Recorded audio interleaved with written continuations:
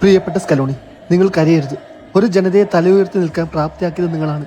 കപ്പില്ലാത്ത കളിയാക്കലിന് ഒരു അന്ത്യം തന്നത് നിങ്ങളാണ്. അർജന്റീനൻ ടീമിന് നിങ്ങൾ നൽകിയ കരുത്ത് അത് ചെറുതൊന്നുമല്ല. തീർച്ചയായും നിങ്ങളുടെ മാനസികാവസ്ഥ ഞാൻ മനസ്സിലാക്കുന്നു.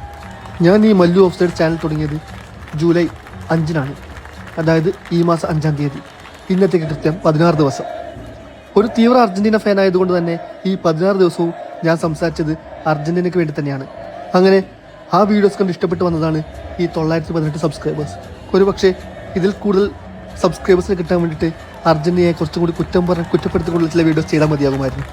പക്ഷേ അങ്ങനെയുള്ള സബ്സ്ക്രൈബേഴ്സിന് എനിക്ക് ആവശ്യമില്ല. ഇനി അങ്ങോട്ട് ഈ ചാനലിൽ വീഡിയോ ഇടുന്നു എന്ന സംശയത്തിലാണ് ഞാൻ. കാരണം വെച്ചാൽ അത്രയ്ക്ക് വിഷമത്തിലാണ് ഞാൻ ഉൾപ്പെടെയുള്ള ഓരോ അർജന്റീന ഫാനിനും ഉള്ളത്.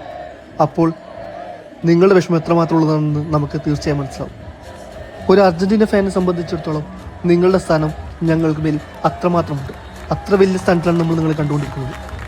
2021 Copa America, 2022 ഫൈനൽസിമ, 2022 world cup, 2024 Copa America, ഒടുവിൽ 2026 വേൾഡ് കപ്പ് ഫൈനൽ. ഇതൊന്നും ചെറിയ നേട്ടങ്ങളല്ല. എങ്ങും എത്താത്ത ചില ടീമുകൾ നമ്മുടെ പരാജയത്തിൽ മതിമറന്ന് ആഹ്ലാദിക്കുന്നു. അവരുടെ ടീം ജയിച്ചിട്ടല്ല, അർജന്റീനയുടെ പരാജയമാണ് അവർക്ക് സന്തോഷം കൊടുക്കുന്നത്. നിങ്ങളൊന്നു മാത്രം ആലോചിക്കുക, മാങ്ങയുള്ള മാവിലേക്ക് കല്ലെറിയുകയുള്ളൂ. ഇനിയും നിങ്ങൾ കരയരുത്, ഇനിയും നിങ്ങൾ വിഷമിക്കരുത്. കപ്പ് കണ്ട് കൂടുതലല്ല ഞങ്ങൾ. അതുകൊണ്ട് തന്നെ കപ്പ് കിട്ടാത്തതിനേക്കാൾ വിഷമമാണ് നിങ്ങൾ കരയുമ്പോൾ നമുക്കുണ്ടാകുന്നത്. ആ വേദന ഇനിയും നമുക്ക് സഹിക്കാൻ പറ്റില്ല.